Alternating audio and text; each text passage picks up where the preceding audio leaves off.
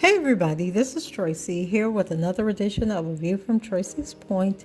And as promised, we are here to read the transcript for the first day of the Northern District of Illinois versus Kelly case.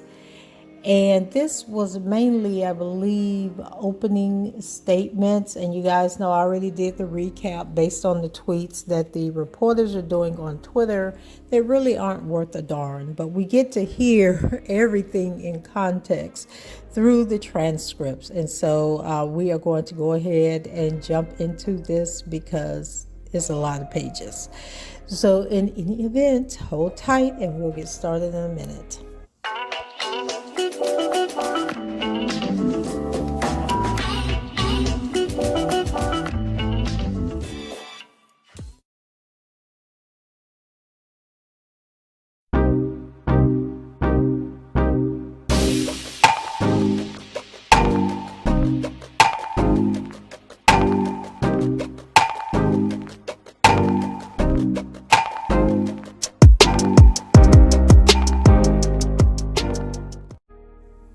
Okay, it starts off with proceedings heard in court, but the jury is outside of court. And if you guys remember from the Eastern District of New York, when it refers to the court, they are referring to the judge.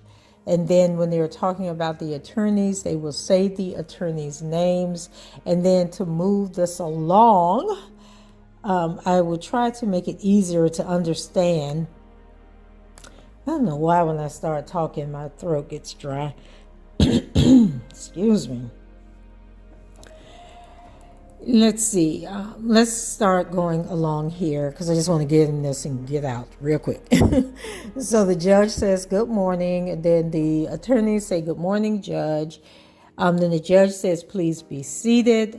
Things are never intended to be easy. Juror number 5 phoned in this morning and said she's having leg problems, can't sit and can't walk, and asked to be excused. I didn't see much choice, so we excused her, and she's replaced by juror number 71, which is alternate number 1. 2 other jurors are out on the what BNSF train, and it's late or something. So then Bo Britley, who is Daryl McDavid's attorney, chimed in and said, well, we're off to a great start. And judge, it's not as bad as the last trial I had where we lost 2 jurors. We had 9, lost 2 the first weekend, left us 7 for the rest of the trial. There was a motion filed overnight by Milton Brown. I thought about it, and just a clarification, the clarification would be that the testimony about obtaining hotel rooms for non-indicted people, the testimony would be limited to, without naming him, just an employee. And you guys, in my last video, he's talking about the motion that I read to you all that was so confusing. I had no idea what they were talking about.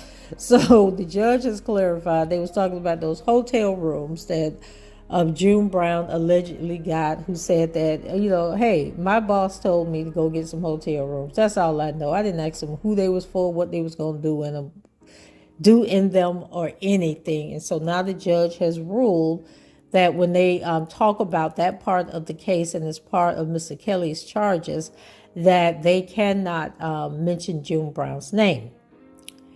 So then it goes on to Miss Judge, who is June Brown's attorney. She says, perfect, Judge. Thank you. The judge says, now Miss Bonjean. So Jennifer says, good morning, Judge.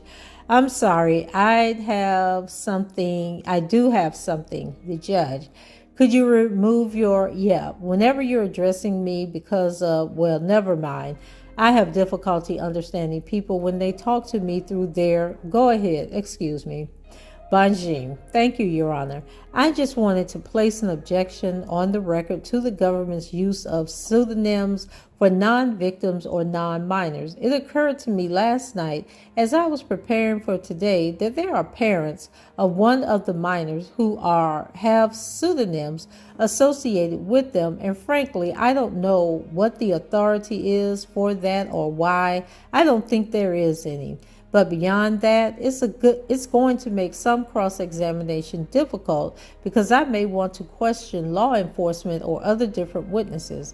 And so I'm going to be using a name that won't be recognizable to these people. And I guess they could have a code up there with them as well.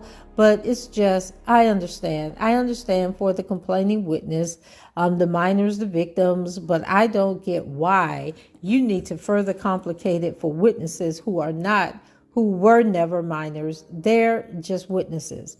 The judge, government, Miss Appington, she is the AUSA for the day. Your Honor, this issue was briefed weeks ago. There was no objection at that time. Your Honor concluded that the pseudonyms were appropriate in this case. In particular, the parents that defendants are talking about are the parents of Rashona, and identifying them as the government wrote in its brief would identify Rashona.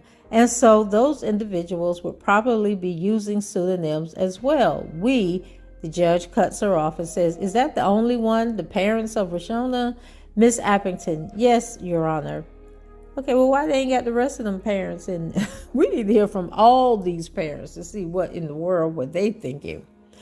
So then the judge, okay, I know you don't want to live with that, but we can live with that.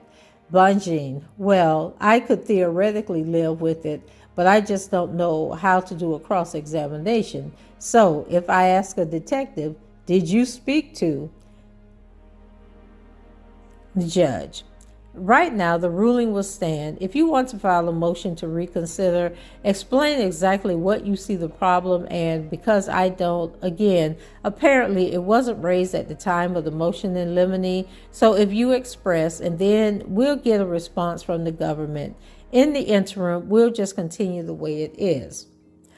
Then Mr. Brindley, Judge, on behalf of Mr. McDavid, I tend to agree with counsel for Mr. Kelly. Insofar as when we cross-examine the witnesses, we're going to have to call these people something. I mean, we're going to ask law enforcement officers for sure questions about interactions that they had with the parents of Rashona. And so then Appington, Your Honor, we had issued the Brindley. I'm still talking. Judge, wait. You can't both talk at once. Appington, Judge, Mr. Brindley is on the Appington. Sorry, Mr. Brindley.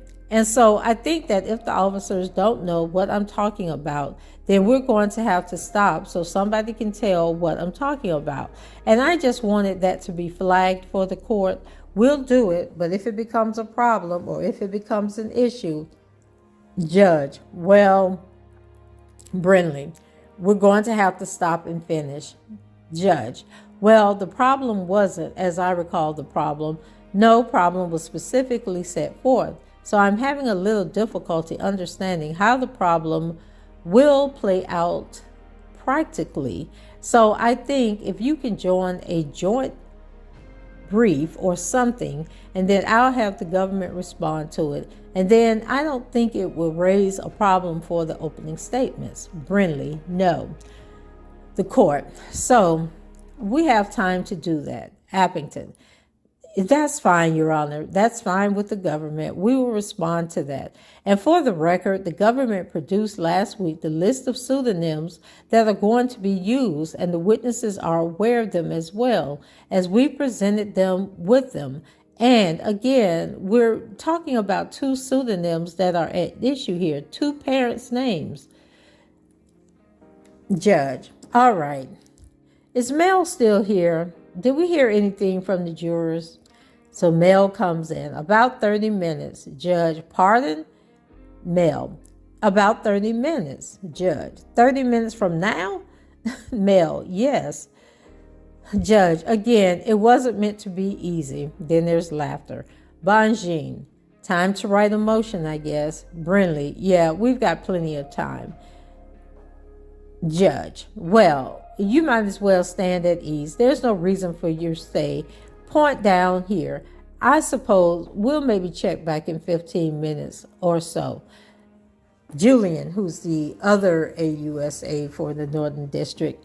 Your Honor, while we're just waiting, there is a demonstrative. I just want to put the court on notice of this. I plan to use a demonstrative and opening statement. There's no objection to it. Judge, okay, fine. Any demonstratives, just make sure the other side sees them ahead of time. And so if there's an objection, I can rule on it, okay? So they have a brief recess and then they come back.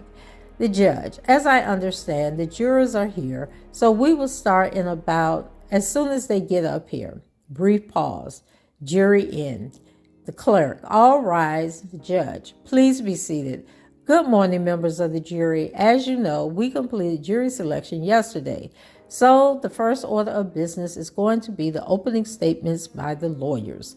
The opening statements are the opportunity the lawyers have to explain in advance what they expect the evidence to show during the course of the trial.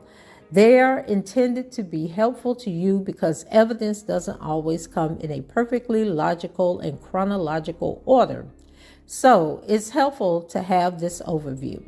The one word of caution is that what the lawyers say, since they are not witnesses and they are not under oath, what they say is not evidence. They can only predict to you what they believe the evidence will show. At the conclusion of the case, if you determine that whatever the lawyer said was not what you remembered in the evidence, then of course you follow what your memory is as to the evidence, not what the lawyers say. Because the government has the burden of proof, the government goes first in the opening statements, and they will go first in order in every other aspect of the trial, including the presentation of evidence.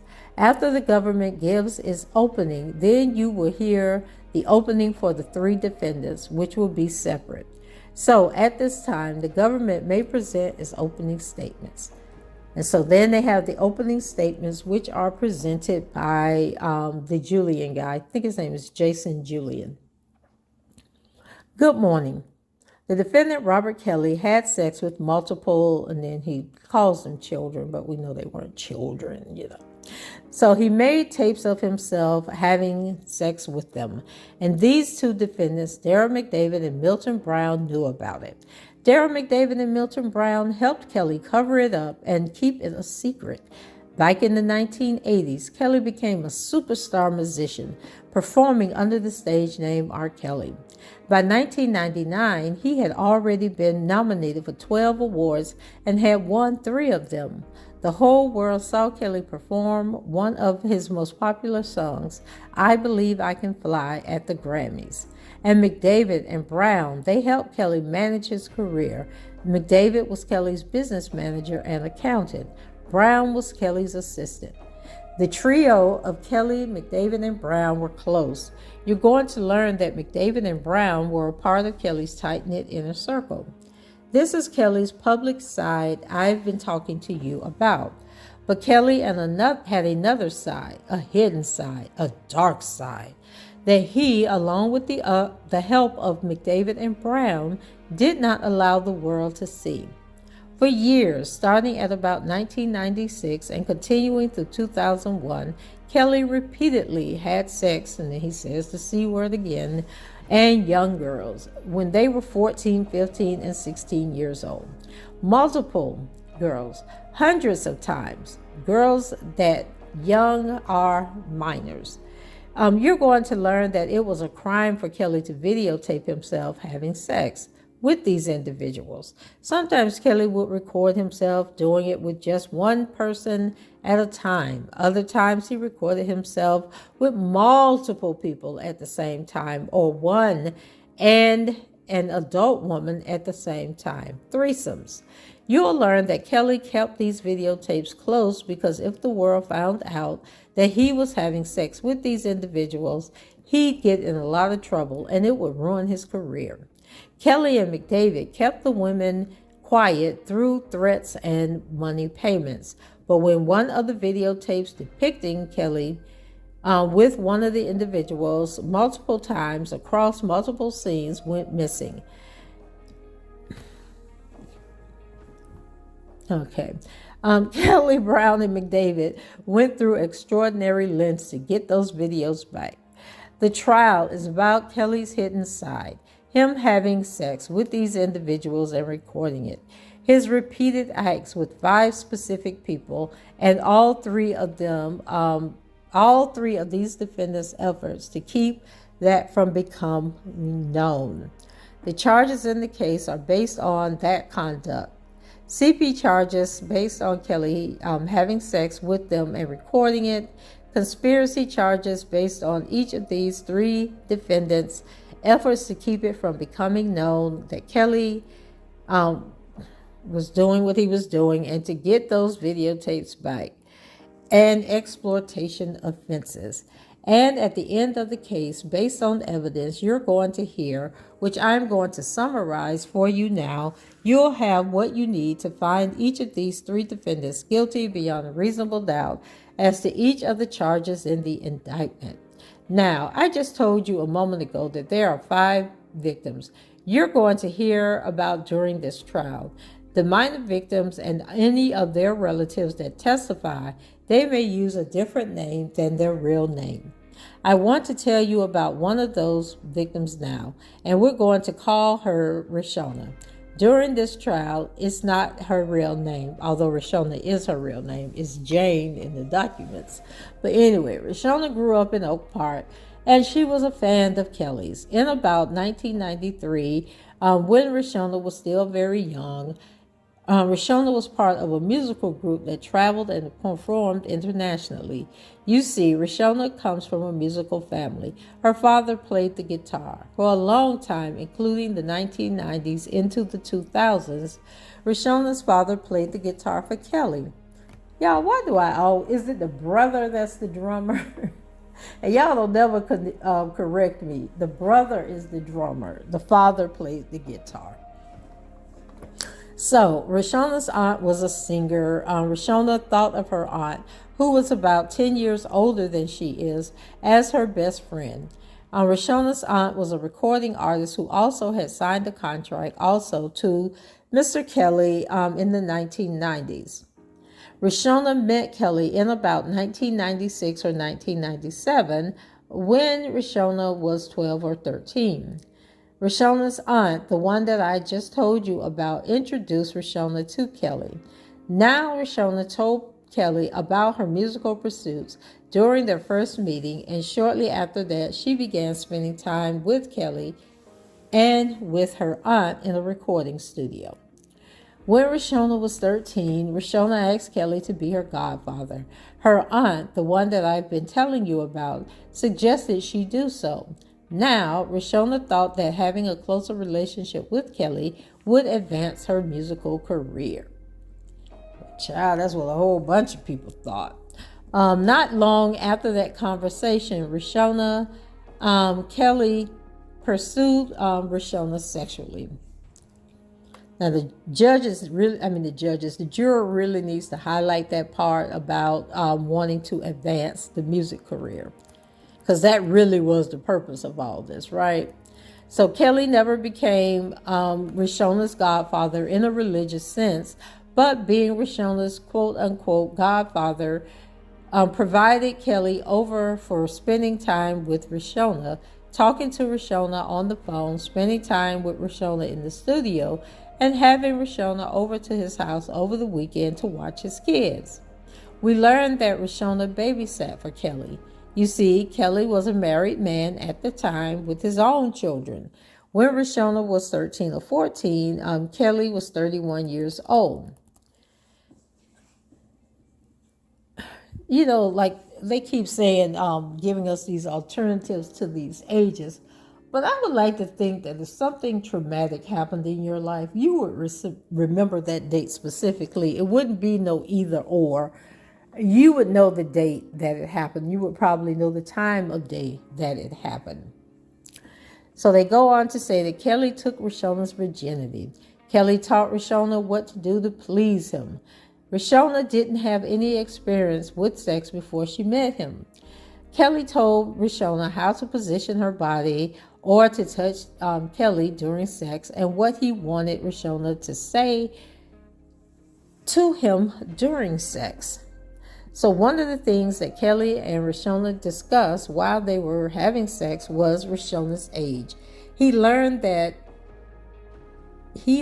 Kelly would talk to Rashona in very explicit ways about Rashona's body and certain parts of Rashona's body while the two of them were having sex. Let me pause here and I'll come back to that thought in a minute. I mentioned a couple of minutes ago that Kelly recorded videos of himself having sex with individuals. Now, this is back in the 1990s, before iPhones and Androids. Kelly was using a camcorder to record himself. He was making VHS tapes. You play VH tapes in the VCR. Kelly recorded himself during sex with Rashona in 4 different scenes. And during this trial, we're going to be referring to those 4 different scenes as video 1, video 2, video 3, and video 4. Video 1, video 2, and video 3, and video 4 depict Kelly having sex with Rashona while Rashona is a teen and Kelly is in his early 30s. Video 4 depicts Kelly having sex with Rashona and an adult woman. I'll talk to you about that adult woman in a minute. But due to the nature of the charges in this case, we're going to have to show you those videos of Kelly having sex with Rashona. The videos are graphic, but they show that Kelly did to Sharona. You're going to see Kelly telling Sharona how to position her body for the camera and what to say for the video camera. You're going to see Kelly setting up the video camera. You're going to see Kelly adjusting the video camera and checking the shot when you're watching these videos. You're going to see Kelly urinate on Rashona. You're going to see Kelly urinate on Rashona's face.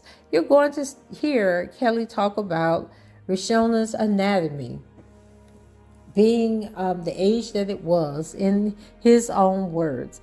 For example, on video 2, you're going to hear Kelly instruct Rashona to talk to Kelly about her genitalia in very graphic terms while Kelly is performing oral sex on Rashona.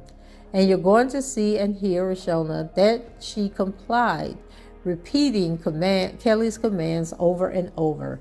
And we're going to let you hear the exact words that Kelly said to Rashona and that Rashona repeated when you watch video 2. On video 3, a different scene, you'll hear Kelly refer to Rashona's butt, and I'm quoting him as a 14-year-old ass, and I'm not quoting him as... Okay, wait a second. On video 3, a different scene, you'll hear Kelly refer to Rashona's butt, and I'm quoting him as a 14-year-old ass. Kelly was in his 30s. Okay. Now, as you listen to the dialogue in the videos, keep an ear out for just how many times Kelly and Rashona discuss Rashona's age on video 2 and video 3. You're also going to hear from Rashona about the videos. Rashona's going to testify. So Rashona's going to tell you that it's her on the videos. She's going to tell you that it's Kelly on the videos having sex with her. She's going to tell you how old she was when those videos were recorded. Kelly had sex with Rashona, you'll learn, hundreds of times in a variety of places, including at his home, in a recording studio, on his tour buses, and at hotels. Child. Where were her parents? So, Kelly instructed Rashona to keep their relationship a secret and to lie if anybody asked her about it. He instructed Rashona to tell people that Kelly was just her godfather and act very offended if anybody suggested that there was anything sexual going on between the two of them. Kelly told, wait, hold on a second. Kelly told Roshona that the two of them would get into a lot of trouble if anyone found out. So in fact, you'll learn that in December of 2000, the police were investigating whether Kelly was having a relationship with Roshona, and based on Kelly's instructions, you'll learn Roshona lied to the police and denied that Kelly was having sex with her when the police asked her about it. Kelly had sex with Roshona's friends too. One of her friends that Kelly had sex with is Brittany. It's not her real name. Brittany was 16. Another one of Roshona's friends that Kelly had sex with is Pinky. It's also not her real name. Pinky was 14 or 15. Kelly told Roshona that he wanted to meet her friends and taught Roshona how to have threesomes with Kelly and other people. Roshona was afraid to tell Kelly that she didn't want to participate in these threesomes with him and the other people, but you'll learn that Roshona gave in to what he wanted, including these threesomes. And unfortunately, Roshona's story is not an outlier in Kelly's hidden world. The tactics that Kelly used with Roshona are the same tactics that he used with Pinky and Brittany, who I just mentioned to you, who will hear about during this trial. So you guys remember when I was reading, I think I was reading the indictment or something, and I was like, who are these people? Like, we were trying to figure out who was these other people. Well, these are some unknown folks that went to school with Roshona. So they're the same tactics that Kelly used with Tracy and Mya. So y'all know Tracy is Tracy Sampson, and then Mya, we don't know who she is. So two other victims you'll hear from during this trial.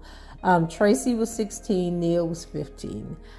That's 5 victims in total. The victims will tell you that they were inexperienced and they were starstruck when they met Kelly.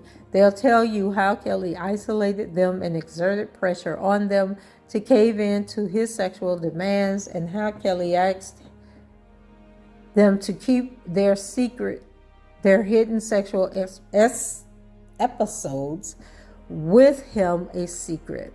Now, here's where the trouble starts brewing for Kelly, McDavid, and Brown.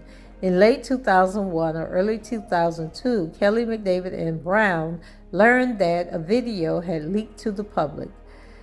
Roshona learned that her aunt had seen video 1 depicting her having sex with Roshona, depicting Kelly having sex with Roshona, the same aunt that I've been talking to you about. Roshona also became aware that other members of the family, including her parents, were discussing the existence of video 1, but they hadn't seen it yet.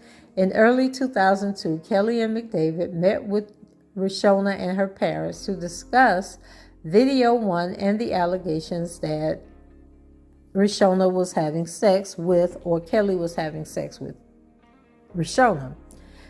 Kelly told Roshona and her family that they were either with him or they were against him, and that if they were with him, they would get through this situation together. But if they were against him, Kelly told them he didn't know what would happen. Now, isn't that the exact testimony that somebody gave, like word for word testimony that somebody gave at the Eastern District of New York? So McDavid and Kelly told Roshona and her family to leave Chicago because video 1 was about to become a major news story. McDavid and Kelly told Roshona and her family to avoid contact with law enforcement about video 1 and also to avoid the media.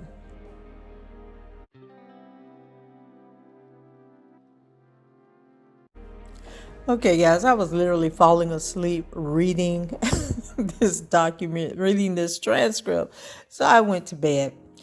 But it's a new morning, okay? And we're going to try again to get through this. So Roshona's mother, and we'll call her Susan, No, we're going to call her Valerie because that's her real name, is going to tell you that she feared for her family's physical safety during this time. McDavid and Kelly then sent, oh God, I hate when this thing starts jumping all over the place. McDavid and Kelly then sent Rishona, Valerie, and Rishona's father out of the country for roughly 1 month, all expenses paid by McDavid and Kelly, to hide Rishona and her family away from law enforcement and the media. And that is like so dumb, because at some point they had to come back, right? So it says, you'll learn that law enforcement was looking for Rishona during this time. Rishona was afraid that Kelly was going to get in trouble for having sex with her. Rishona told her parents that they would lose her. They would lose Rishona if she didn't give in to McDavid, Kelly, any other co-conspirators' demands to deny that it was Rishona and Kelly doing the do on video 1. So you'll learn that Rishona told her parents that she was suicidal. Okay, here we go with the Ariel story. That she was suicidal while they were out of the country. So it's like hard to believe these people when you know that they're pulling stories from other places. So Rishona wanted her parents to side with Kelly. Rishona believed that if her family went along with Kelly and McDavid's plan to cover up Kelly's involvement in making video 1, that everything would be okay. You'll also learn that Rishona got a tattoo while she and her parents were out of the country. The tattoo was Kelly's name, Robert, inside of a heart. When Rishona and her parents arrived back in America, fearful of her family's safety and fearful that they would lose their daughter, they agreed to be on Kelly's side. Okay, the math ain't mathing, y'all. So Rishona was born in 84. So in 2000, she would have been 16. And 2002, she would have been 18, right? How were they going to lose their daughter? That she was just going to stop talking to them? But I think the people was concerned that their daddy wasn't going to be able to be in that band anymore. Maybe that's what the issue was. I'm not sure. So you'll also learn that Rishona, okay, let's go back down here. I'm tired. Okay, that they were going to lose their daughter. Child, please. So they agreed to cover up Kelly's creation of the CP and Kelly having sex. Okay. So for example, you'll learn that Rishona and her family got back in America. Brown took Rishona to get that tattoo of Kelly's name covered up. Rishona had shown this tattoo to Kelly, but Kelly told Rishona in response that Rishona had to get that tattoo covered up. And you'll learn that when Brown took Rishona to get that tattoo covered up, Brown didn't take Rishona to a tattoo parlor. Brown took Rishona to somebody's house to get that tattoo covered up. Jesus. Okay, Rishona also wore a silver cross necklace in video 1. And Rishona was wearing that same silver cross necklace in her passport photo at the time. And when Rishona's family came back to America, McDavid discussed with Rishona how they needed to get rid of that necklace because that necklace could tie Rishona to video 1. And as I stated in the previous video, like, this was so dumb and so stupid. Because your passport pictures are, with the government. I know when I got my passport, I went down to the county clerk's office and they took my picture. Okay. So the government can basically show you every passport photo that you've ever had. Like, people that have been traveling their entire lives have multiple passport pictures because you have to keep getting them renewed, right? So I don't know. I don't know what they were thinking or if any of this is true, but it sure is stupid. So They thought that getting rid of that necklace was going to prove something. I really don't know, because during the last trial, weren't her classmates talking about that necklace, that they remembered that necklace? So they identified the necklace, and that's how they knew it was her. So Kelly, McDavid, and Brown, they knew that law enforcement was investigating whether Kelly had videotaped himself with Rashona. McDavid instructed Rashona's family to lie under oath to a Cook County grand jury that had began to investigate Kelly for video one. The Cook County State's Attorney's Office subpoenaed Rashona and Rashona's parents to appear before that grand jury. And McDavid instructed Rashona and her family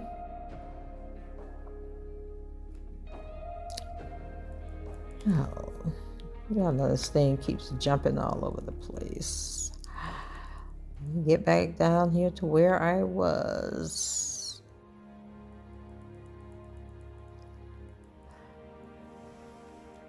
Okay, hold on a second. For some reason, this thing keeps going back up to the top of the page. Okay, sorry about that. So Rashona's parents, they denied that it was Rashona and Kelly on video one, even though they knew that it was Rashona and Kelly having sex on the video. So you'll learn that shortly after Rashona and her family arrived back in the United States, that both of the parents lost their jobs because of the public scrutiny surrounding whether Kelly was in the video with Rashona. And Rashona's father, in response, began to play guitar for Kelly on a more and more regular basis to support the family. So what jobs did they have before the tape that they suddenly lost? So Kelly became Rashona's family's only source of income. In 2002, Kelly was indicted by the state of Illinois in Cook County for CP, despite the defendant's efforts to cover up Kelly's involvement in creating the video. But video 2, video 3, and video 4, those were still a problem for Kelly. And I'm now going to spend the next couple of minutes talking to you about how video 2, video 3, and video 4 became a problem. In 2001, another one of Kelly's girlfriends temporarily left alone with Kelly's collection of videos. Her name is Lisa. Lisa, she's the adult woman that I mentioned to you a couple of minutes ago. Lisa had engaged with threesomes with Kelly and Rashona. Video 4, which I mentioned to you, depicts a threesome of Kelly and Lisa having sex with Rashona. So Lisa was 18 years old when she met Kelly in 1998. And Lisa, she had just crossed the age threshold into being an adult when she met Kelly. The first time Lisa and Rashona had a threesome with Kelly, Kelly told Lisa that Rashona was older than Rashona actually was. Kelly told Lisa that Rashona was 16 at that time, but Rashona wasn't 16, she was 14. So Kelly recorded the three of them having sex, and that's video 4. And back in 2001, when Lisa was left alone with Kelly's collection, Lisa didn't want Kelly to have video 4 anymore. So remember, we're talking about VHS tapes. So Lisa, she popped those tapes into a VCR and she went through them one by one until she found video 4. Lisa, she kept video 4 when she found it. That physical tape depicting Kelly and Lisa having sex with Rashona, that tape also contained video 2 and video 3. But Lisa, she didn't believe that she could keep that tape with video 4, video 3, and video 2 with her. Okay. You see, Kelly controlled Lisa's living environment. Lisa had met Kelly in Atlanta when she visited Kelly in Chicago and told Kelly that she had to leave to go back to Atlanta to work. Kelly offered to pay Lisa whatever she would make at her job to stay with Kelly instead, and she did. Now, y'all remember, I keep telling y'all that Tony Rivera chick, who was part of this big sex trafficking case, and she, escaped and everything. She was on TV One's one of those shows that they do on TV1. She was on The Breakfast Club. And on that interview on The Breakfast Club, Charlemagne the God asked her, did she know Lisa Van Allen? And she stated she did, and that the two of them used to run together back during the time when Tony Rivera, who, had gotten into, she was sex trafficked by this guy. And then after she was prostituted out, then she became one of the people that went and got the girls to join this guy's organization, right? And she was talking about how they used to get these women. And during that time, she was friends with Lisa. So what does that mean? That means that Lisa was out there doing the same thing that she was doing, because this guy controlled Tony's entire life at the time until Tony was able to escape from him. And maybe that's where Lisa get all this stuff from that's helping the DA with these stories and all this other craziness.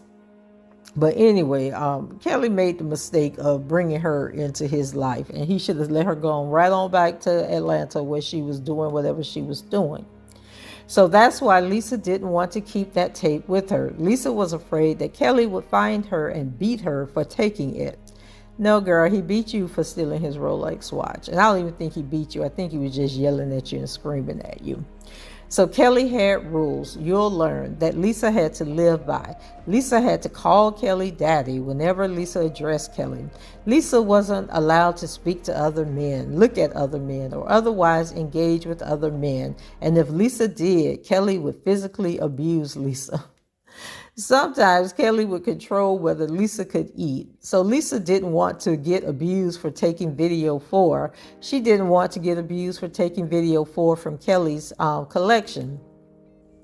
So Lisa mailed that tape containing video 2, video 3, and video 4 to a friend in Kansas City for safekeeping. You're going to hear from that friend, Keith Merrill, during this trial, and you're going to hear from Lisa also. Lisa, she left Kelly shortly after mailing that tape to Keith, but Lisa, she kept in contact with Kelly periodically after leaving. Okay, girl, we thought you couldn't leave, that you were scared to leave.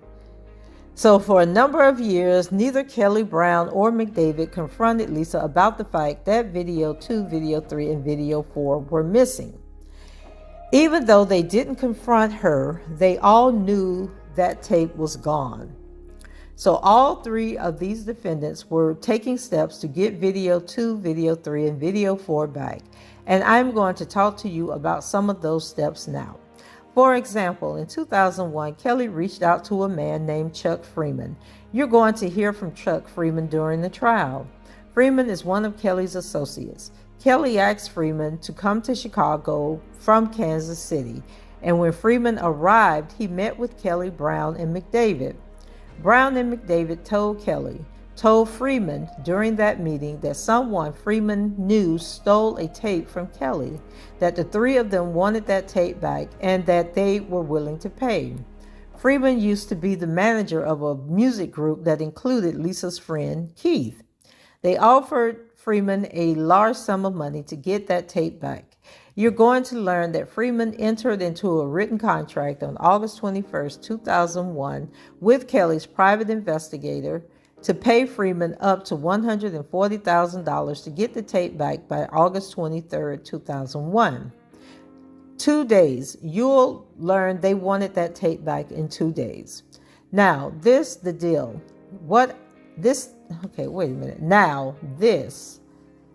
The deal that I just told you about for $140,000, you'll learn was the deal on paper.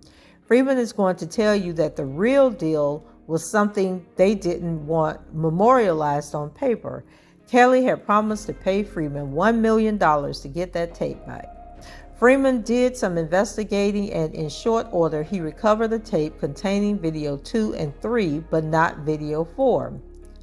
Freeman turned that tape into McDavid and Kelly's investigator, and then he entered into negotiations to get the money that he had been promised. Freeman eventually met with Brown and Kelly at Kelly's home, and Brown placed a copy of video 4 into a VCR for Freeman to watch. Kelly asked Freeman where the copy of the tape was that contained video 4 because what Freeman had brought to him only contained video 2 and video 3. Now, remember, video 2 and video 3 depict Kelly engaged in acts with Rishona, but video 4 depicts all three of Kelly, Lisa, and Rishona. You're going to learn that Freeman hadn't seen video 4 before Brown popped it into that VCR for him, but after this meeting, Freeman knew what he was looking for. Freeman continued to investigate and learned that Keith had a tape containing video 2, 3, and 4. But Keith, he had his own plans for the videos, and I'm going to come to those momentarily. In the meantime, Freeman wanted to get paid. He wanted to get paid for his efforts, and Kelly at this time had only paid him $65,000. $65,000 is less than $140,000 and certainly is less than $1 million. McDavid and Kelly, they kept promising to pay Freeman for returning video 2 and video 3.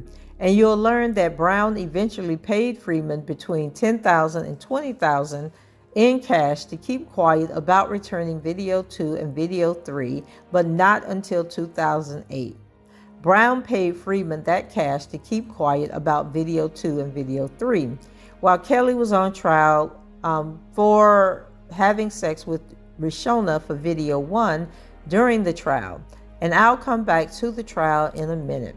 So the next day, after Brown paid Freeman that cash, McDavid paid Freeman an additional $260,000 in cash to keep quiet about returning video 2 and video 3. Now, coming back to Keith in 2007, the year before Kelly's trial, Lisa found out that Keith was shopping the tape around containing video 2, video 3, and video 4. Kelly's criminal trial was pending at that time, and the trial date was getting closer. And Lisa was concerned that Kelly might actually sell that tape. Lisa didn't want video 4 out in the public domain. So you're going to learn that Lisa got in touch with Kelly. Lisa is going to tell you that she got in touch with Kelly because she believed their interests would be aligned in keeping video 4 a secret and getting it back from Keith. Kelly asked Lisa to come to Chicago to discuss the matter. When Lisa arrived, you'll learn that Kelly asked Lisa to strip down and get into a jacuzzi before Kelly would discuss the matter with her. You'll learn about Lisa bringing up money. Kelly told Lisa that he'd give her $250,000 to split between her and Keith to bring video 2, video 3, and video 4 back to Kelly. So Keith told Lisa to work with McDavid in order to make the arrangements to bring Kelly that tape to Chicago. And Lisa did work with McDavid. Lisa and Keith made multiple trips to Chicago in 2007 to bring back the tape containing video 2, 3, and 4. Lisa and Keith, they met with McDavid and Brown when they came to Chicago. So you'll learn that McDavid forced Kessa. Okay, who is Kessa? Child, Lisa. Okay, did she mess up who she was talking about? So then it jumps to Lisa and Keith to take lie detector tests to make sure they didn't make copies of video 2, 3, and 4. And I don't know why they keep referring to this as video 2, 3, and 4 when it was actually only one video. And so I guess what was happening is, you know how back in the day, you would have your camcorder and you'd have that big 2-hour, 8-hour, however long the video was. And so you would just keep recording numerous things, like you might record the family reunion, you might record the trip to Disney World, you might record something else, and it would all be on this one 8-hour video. So that is what Lisa stole. She stole one video, but they're trying to make it seem like it was multiple videos, but it wasn't. So when Keith brought the tape containing the video, Brown told Keith that Keith had brought the golden egg. So McDavid put that tape in and he watched video 2, 3, and 4. And after McDavid watched it, you'll learn that McDavid gave Keith a hug. And keep in mind, as you're listening to the evidence about Brown putting in a copy of video 4 into a VCR for Freeman and telling Keith that Keith had the golden egg, and McDavid watching video 2, 3, and 4 and giving Keith a hug, that Brown and McDavid had met Rishona in real life before this. They knew who Rishona was. So McDavid paid Keith $100,000, but McDavid only paid Lisa $80,000. So McDavid blamed Lisa for having to pay Keith at all, and you're going to learn that he told Lisa that he should have murked her from the beginning. Come on, seriously, y'all. So Lisa is going to tell you that she interpreted that to mean, and after telling Lisa that he should have murked her, he sent Lisa to meet with Kelly's attorneys to give a statement that Kelly had never had sex with Rishona. McDavid told Keith and Lisa that they would get the additional $50,000 to split between them after Kelly's trial in 2008 for having sex with Rishona in video 1. Now, Kelly's criminal trial. It did begin in 2008, in May of 2008. So just to recap, in 2008, before the trial began, Rishona and her family had agreed to side with Kelly. Kelly's father was playing guitar for Kelly in order to support the family. Kelly, McDavid, and Brown had gotten the videos back for Kelly and had paid people with knowledge of their existence to keep quiet. So what the defendants had hoped to accomplish in terms of getting witnesses on their side. And you know what, let me go back for a second here. So they're saying that the trial began in May of 2008. Okay, but according to Geronda, the trial began in April of 2008, because remember she talked about when the trial began, she was 14, then she had a birthday, and then she turned 15. When is Rishona, not Rishona, when is Geronda's birthday? Is it the end of April? So maybe when jury selection started, she was 14, and then when the actual trial started, she was 15. I guess that could work if her birthday is late in April.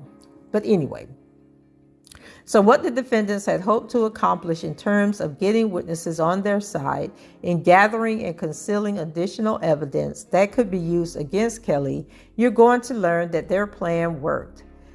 Rishona and her family, they didn't testify in the 2008 trial. Rishona is going to tell you that Kelly kept her hidden away, hotels and other places throughout the 2008 criminal trial.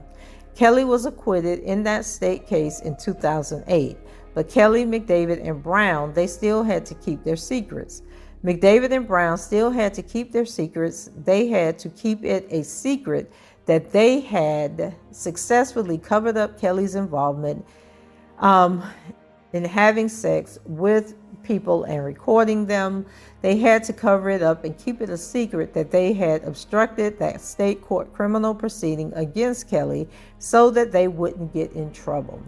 Kelly, McDavid, and Brown also had to keep their secrets because at this point, Kelly was on notice that law enforcement authorities would investigate and prosecute him for creating and possessing the videos, some of which, like video 2, video 3, and 4, law enforcement hadn't recovered. But Kelly, McDavid, and Brown were also aware that law enforcement would investigate and prosecute them for creating and possessing images that included video 1. You're going to hear during the trial that some witnesses, including Freeman, Keith, and Lisa, had received immunity as long as they testified truthfully in this case. And Lisa, she actually had immunity from the state and from the federal government during Kelly's 2008 criminal trial. Lisa testified against Kelly during that 2008 trial. Keith and Freeman, they received immunity more recently when they came forward in this case with evidence about the videos. Now, I want to talk to you for a minute about how this trial is going to go. This trial is not complicated in terms of what the issues are. You're going to hear from a number of witnesses, and that's going to make this trial run a bit long. And due to the nature of the charges, there are going to be stretches where you're not hearing all three defendants' names that often. For example, if Mya and Pinky is telling you about how Kelly enticed them, you may not hear McDavid or Brown's name that often, if you hear it at all. And Brown and McDavid, they're not charged in those counts relating to the sex acts. Just remember, when you're hearing that, the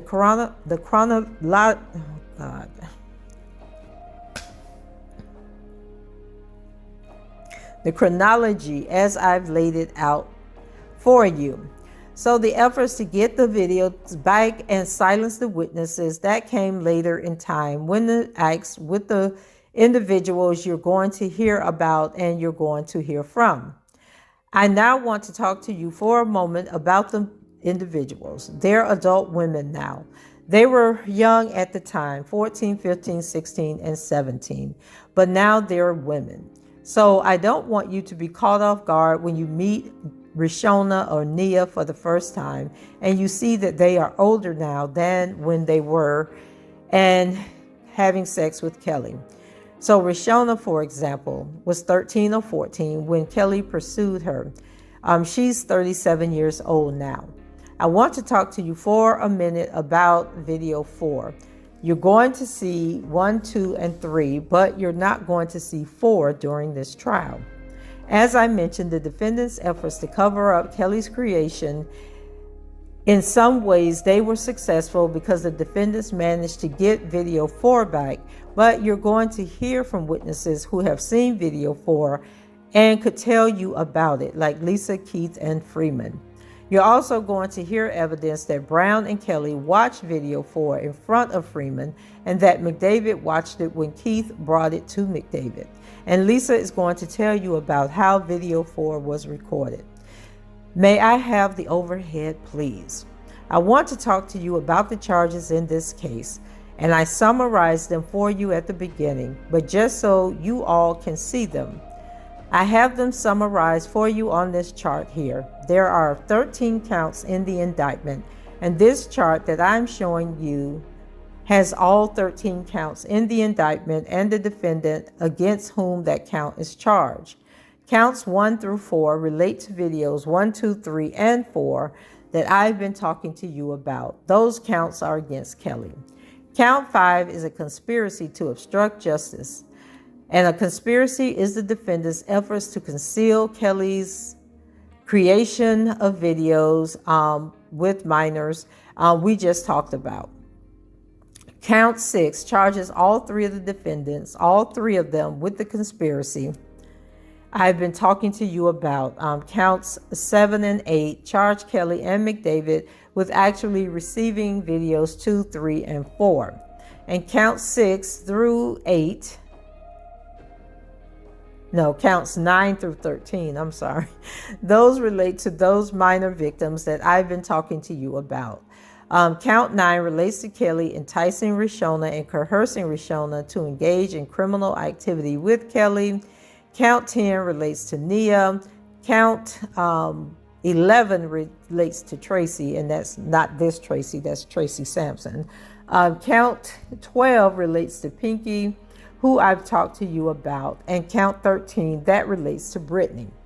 Now, we as the government, I mentioned this at the start, we have a burden in this case. We have a burden to prove these counts in the indictment beyond a reasonable doubt.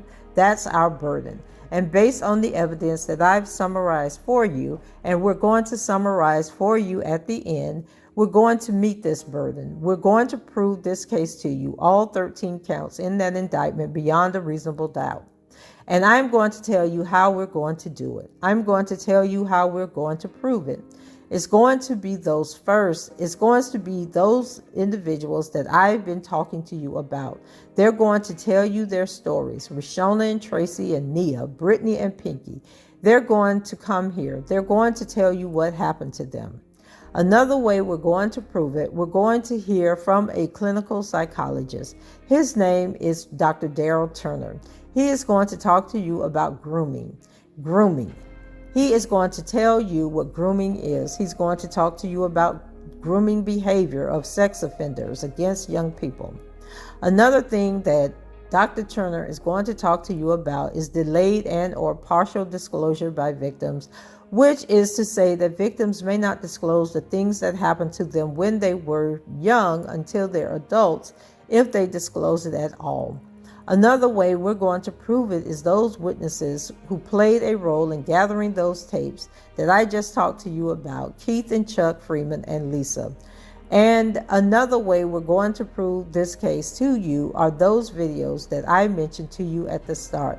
The videos are difficult to watch, but it's important for you all to watch those videos to understand what happened. What happened, these things that Kelly did to Rashona, that's depicted on those videos. I'm going to talk to you about what you're going to look like, what they're going to look like when you see them. We're not going to play an hour of the videos and make you watch it. We're going to play snippets of the videos for you. So I don't want you to think anything other when you see video 1 and video 2 and video 3. And it's not the entire video. We have the entire videos. They'll be admitted into evidence, but when they're published for you to watch, you're going to be watching snippets, much shorter versions of them for you to get a flavor of what they are and what happened, but so you won't have to watch those whole things. Now, at the end of this trial, we're going to come up to you and we're going to summarize this evidence for you again. And based on the evidence you're going to hear and see during this trial, we're going to ask you to enter a verdict, and only verdict consistent with the evidence, which will be a verdict of guilty of all 13 counts in this indictment. Thank you. Okay, guys, I'm going to stop this here and just make this video about the government's opening statement, and then I'll come back with the defense. Jennifer Bongine, I believe, gave the longest opening statement of the defense attorneys, and we'll put that on a separate video. So go ahead, leave your comments below, rate the video, subscribe to the channel if you haven't done so already. And until the next time, I shall talk to you guys later. Bye-bye.